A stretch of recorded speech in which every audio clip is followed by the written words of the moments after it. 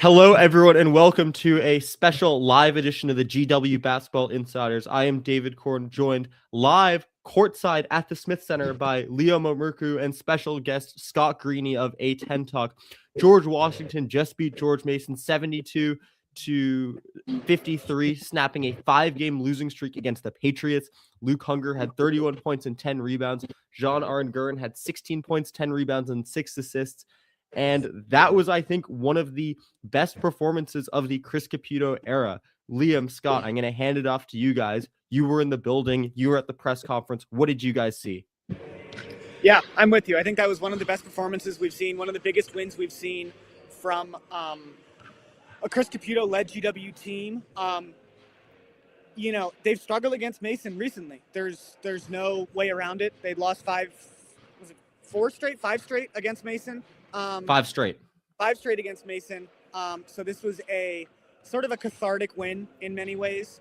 But yeah, it was a great performance. I mean, we have to talk about Luke Hunger and Jean Aranguren because they were absolutely outstanding. I asked Luke Hunger in the press conference, I was like, did you expect to hear people chanting your name like down the stretch of an important game?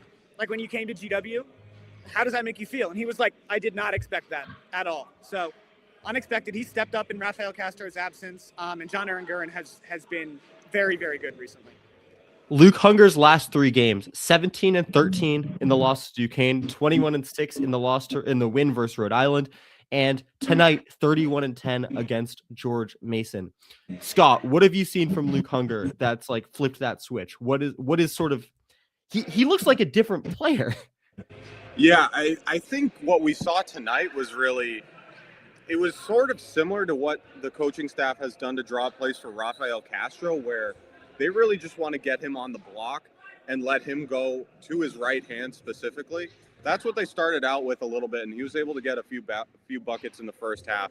But it was really the 3-point game that really kind of set it apart for me. Had a career-high 3 of 3, and Jahari Long in the Mason press conference was talking about how that's what really set them on the wrong foot for most of this game as well. But it was really that pick and roll as well with Jean Aranguren. They really, when both of those guys are going, it's really hard for an opposing defense to have to choose which one are you going to guard. Are you going to sag on Aranguren and allow him to take, those open shots, or are you going to blitz him and then allow Hunger on the roll there? And I think one play that really just caps the entire night was a GW forced turnover. GW comes down the other way. Trey Dinkins launches a 3, misses it, but Luke Hunger's sprinting down the court and puts up a putback and one and converts the free throw. So I feel like that's just really to cap it off on the night. Yeah, I mean, I was just in awe watching Luke Hunger today. I mean, he was hitting threes. He was like going ISO on guys. He was getting putbacks. That putback that we were just talking about, like Roy Hibbert, he was on a heater today on the CBS Sports Network call, comparing Luke Hunger to LeBron James. And on that play, he had one of the funniest calls I've ever seen. So Hunger gets the putback, and he says, "Oh, that's a hungry man." And then it just like goes, and it's just so funny because it's like, this is Roy Hibbert, like this is a guy we grew up watching, like a real NBA player, and he's like getting so hyped about Luke Hunger. But man, I mean, I'm just so impressed with what I saw today. So you guys were both at the press conferences. Tony Skinn spoke, Chris Caputo spoke, Jean Aranguren and Luke Hunger spoke. Did any George Mason players make an appearance or no? Jahari Long, but that was it. What were some of your big takeaways from your conversations with all of those people? My takeaway from the Mason perspective is Tony Skinn was pissed. Tony Skinn literally said, I thought that some of my guys gave up with 7 or 8 minutes left in the game. And then, for what it's worth, later in the press conference, said that he would never throw his guys under the bus. He's like, I'm not a guy who's ever going to throw my guys under the bus. But he was very upset. He said, you can't teach toughness. He was, and I think the perspective you have to look at it for George Mason is they just lost by 20 to Richmond, a Richmond team who had lost 6 in a row. I personally kind of thought that they would come out and they would be angry, but they kept it close for the first half, but they just kind of rolled over in the second half. Like GW was considerably the better team.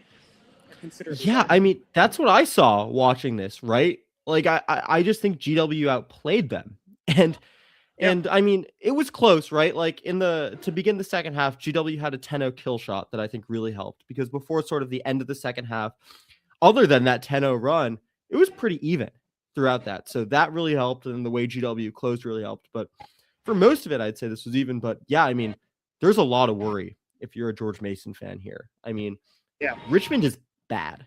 Like I think they are Fordham, LaSalle, St. Bonaventure, Loyola level. Like they are a clear bottom of the conference team, and they got up big on George Mason and held on down the stretch to beat them. And again, George Mason, they have not really had much trouble against GW. GW is missing their best player and Boo Boo Benjamin, who provides some really crucial front court depth. GW's basically for the past few games been running Luke Hunger, Tyrone Marshall as the only real bigs, and Marshall's, I would say, is more of a 3-4 tweener than he is like a 4-5. And so this is like, I'm just so impressed with the way GW has sort of come together. Rhode Island's had some good victories. They're not awful. I've seen them play in person. They hung in there against Providence when I saw them play them there. What do we think GW sort of found with this sort of shorthanded group? I know the big thing people have been talking about is like 7 scholarship players. So what do you think this group has sort of found in itself when they've sort of been facing this adversity? You take that one. I think. Right? Like, I don't really know. This is confusing. They've looked really good the past few games. I was here for the Fordham game, and that was just completely, there was no fight at all from the team from what I saw from start to finish, even on the bench as well. I wasn't at the Rhode Island game, but a huge takeaway on the broadcast and as well from fans who listened was that the bench was really involved as well. So they brought the energy from the start tonight as well. And I think another thing is John Aranguren. I mean, he's led the team in assists every game for the last 4 games now. He's had the second GW player ever to have a triple-double. And he was on pace for one today. I mean, it was like, 6 minutes left, and he had only 4 assists to go. But he was 8, 5, and 5 at the half. So yeah, I think he's really solidified himself alongside Christian Jones as that lead point guard, which a lot of GW fans have been wondering about. And that's really what the pick and roll tonight really did for them.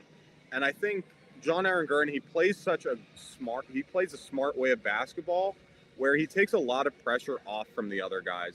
Like, I think this really affects like Christian Jones and Trey Autry as well tonight, who each had like a pair of steals. I know Trey Autry had 3, and I think Christian Jones had 2, if I'm not mistaken. So he allows these guards on GW to play a much more free ball style of ball, where they're not necessarily expected to have to be that primary ball handler every single possession.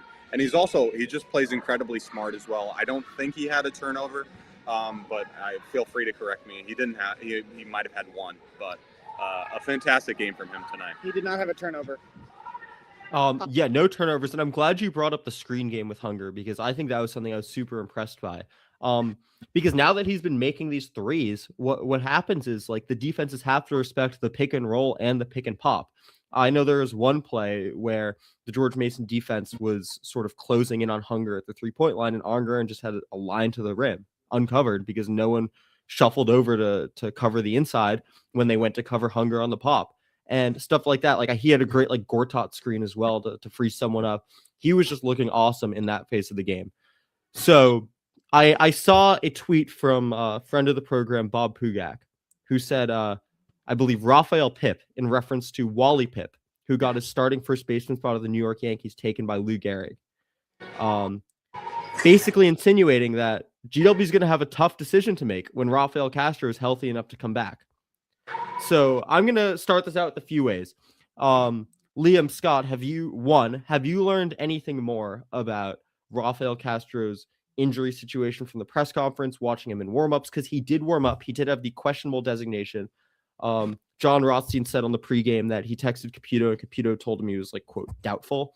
But so I'm just wondering, 1, what you guys know about that, and 2, what do we think GW does when Castro is healthy? Because personally, I don't think you can really bench Luke Hunger right now. Yeah. They will not be benching Luke Hunger. If and Right? when, You can't. no, that's not going to happen. So Rafael Castro got out of his cast yesterday, and Chris Caputo said that yesterday the activity he was doing was standing still and taking shots. That was the level of his activity yesterday. Today, it was, we'll see if you can warm up and go through the motions. I got here a little late because I was coming straight from work in Pennsylvania. No big deal. But still got here for the warm up. Saw a little bit of it. He was not moving well. He did not look like he was in shape to play any minutes in Atlantic 10 basketball game. So, I mean, I think questionable is generous. I think doubtful is probably much closer. I don't really think there was a world in which he was going to play tonight. The way that Chris Caputo explained it is like they're going to slowly progress, and like, you know, tomorrow he'll take whatever the next step is. Beyond, like, okay, first it's standing and taking shots, then it's warming up. So I don't know exactly what that next step is. I asked if he thought there was a risk of re-injury, because from what I can tell, this seems like it might be a high risk for re-injury. And he said they're not concerned about that. He said he's more concerned about him not having his conditioning and going out and like pulling his hamstring or something like that. Mm-hmm. But he said that the plan is to be playing Castro and Hunger together when Castro comes back. I have no idea when Castro is going to come back. I think it would be, if he played tonight, I think that would have been a safety issue for Rafael Castro. I really don't think he was anywhere close to being ready to play in like a full on game. So I think the odds of him playing on Tuesday against VCU are pretty slim. And then they have a pretty slim, get it? Pretty slim. That's his nickname. That's really funny. Yeah, thank you, David. And then they have a week off after VCU. So maybe he'll be back for LaSalle, but you don't need to rush him back. I mean, if Luke Hunger keeps playing like this, you might not have to rush him back. Coach Caputo did say that when, if and when Slim does come back, they will have to, consider running that double big lineup, which I think is a very real possibility. Now, they ran it against Mason. I think that was the last time they ran it. But they ran that starting lineup against Mason, and it proved fairly effectively in the first few minutes there. But Mason was just a beast on the offensive boards in that first offensive match. So I feel like you've got to consider it. But I mean, GW might be, if you're able to go on the road and compete against VCU, let alone come alone with a win, I feel like you might as well. Time is probably your best friend with Rafael Castro, especially coming March.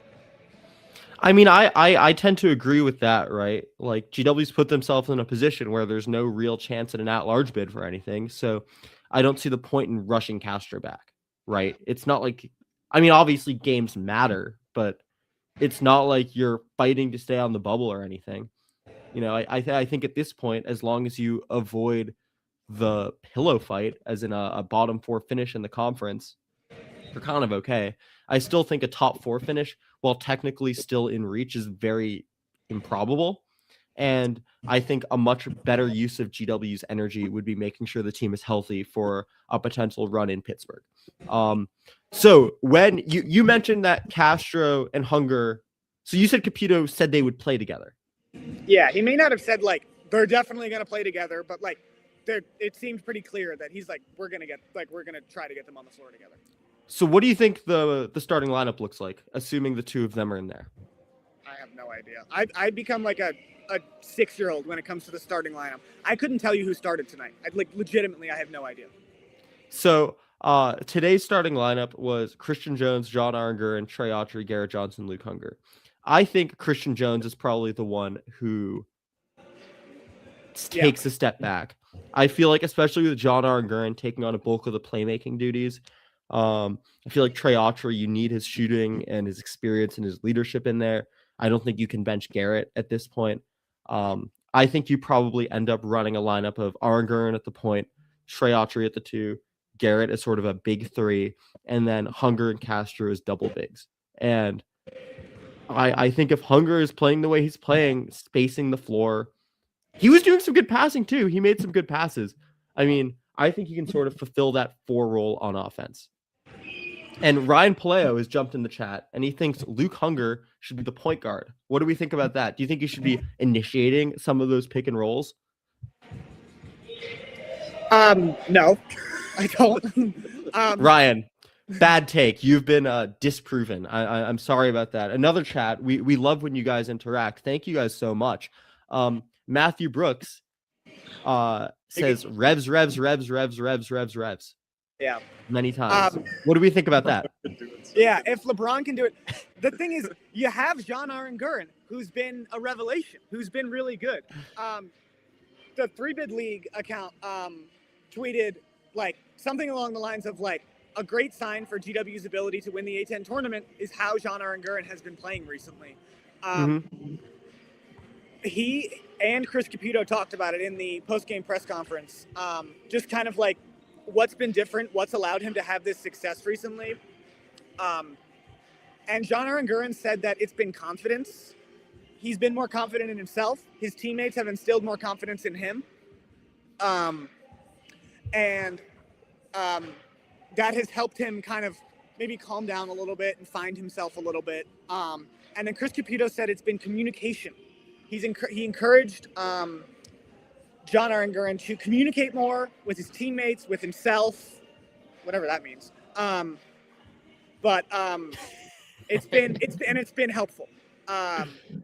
So he's been really good. And like if he can play as well as he's been playing, GW has struggled at times this year from the guard position, and especially, I mean, we really have no idea how long Castro is going to be out. He was questionable tonight, but he was not in condition to play. And you're going to need something out of those guards if you want to win games. So we have another chat I'd like to bring up. This is from YouTube. Thank you, Brendan Fusco, another friend of the program. He says that Luke Hunger is Robbie Avila's worst nightmare in the A10 tournament.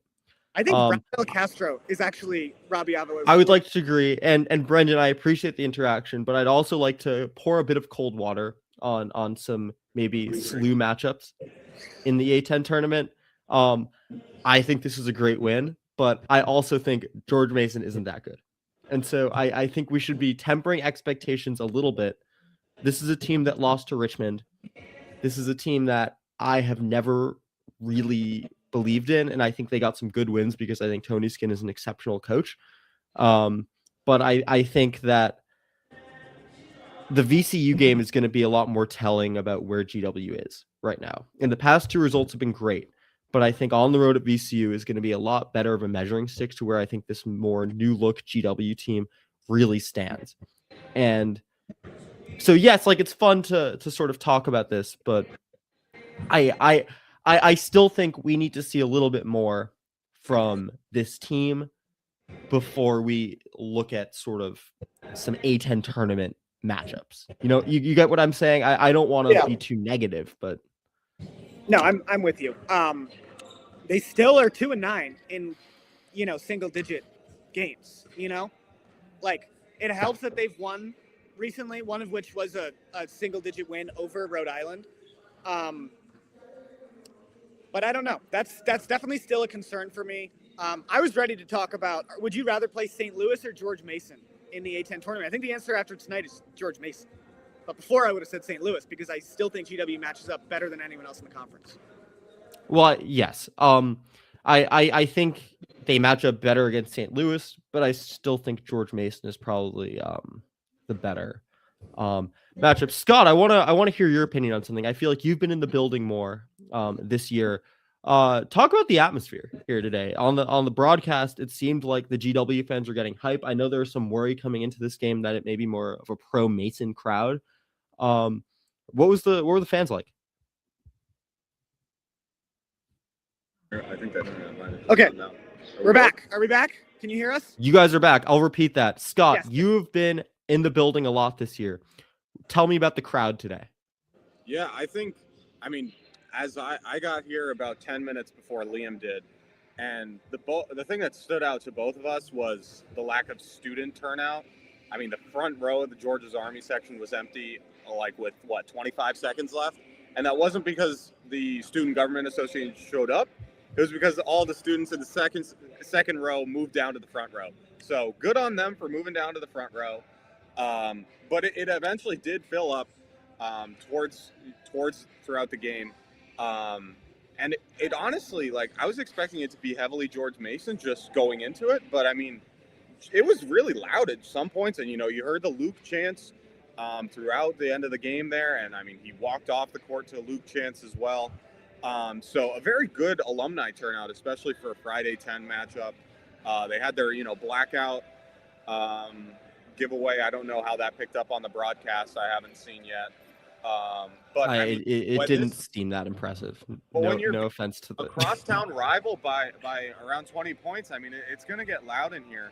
And Coach Caputo talked about it. I mean, he's talked about it in numerous press conferences. But the way that the Smith Center is built, when it's fully packed, it's a great college atmosphere. And I definitely agree. It's just a matter of being able to optimize, like, get these students in here and make them passionate. You can't teach passion about sports to students. They just got to learn it.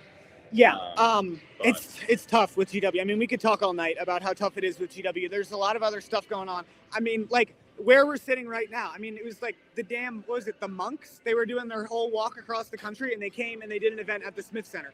There's a million things going on at GW. I know the reason why I went to GW is because I wanted to be where there was a million things going on. It's just hard to get the attention of students, of, local alumni, of local basketball fans. Like you've got to win to do that. And a game like this certainly helps. It would have been nice if they hadn't, lost to Fordham or Davidson or, whatever. But Delaware. Yeah, Delaware. But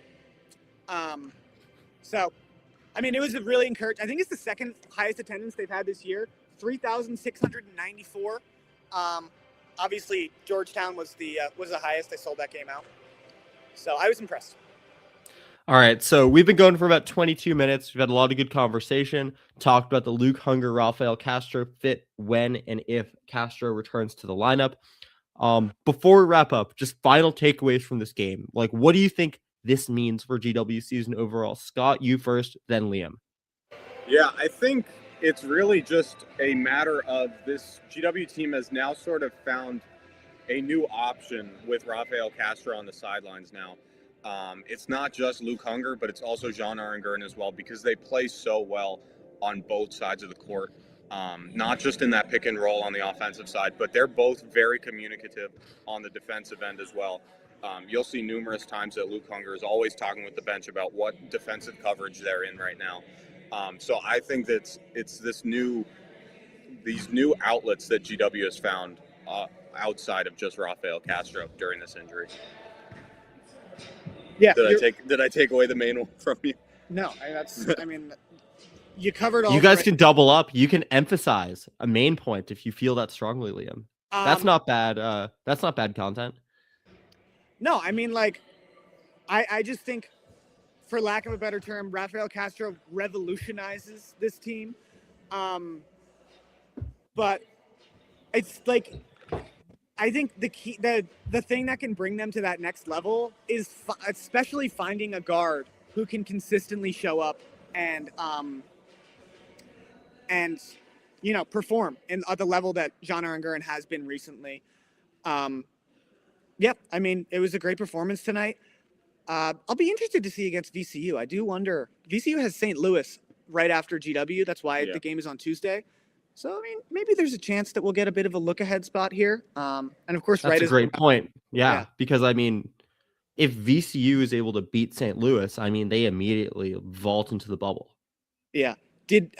I'm assuming St. Louis mauled Loyola tonight. I mean, I didn't even bother checking. Okay. Let's do a quick check here. Liam, talk about something while I check that. Scott already checked They're it. Up 23 with 5.5 left. Sorry to steal your thunder.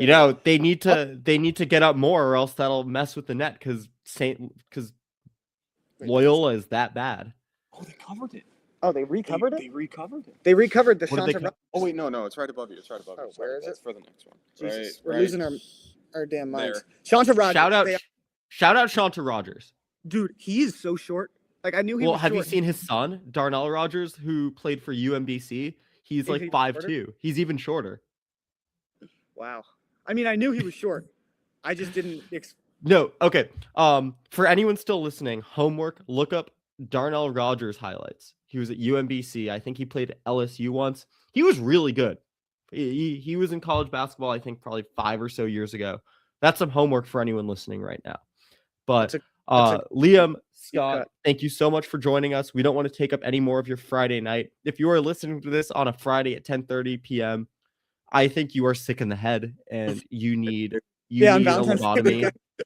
You need help for Valentine's Day weekend. But you know what?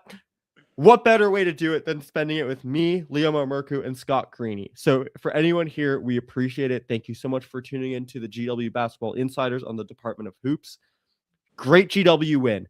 72-53, snapped a 5-game losing streak versus George Mason. Luke Hunger is the best player I've ever seen.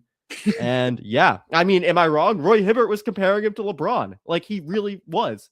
So it was like, I tweeted it was like Shaq and Kobe. Like, hey, I think, I mean, this is really fun to watch.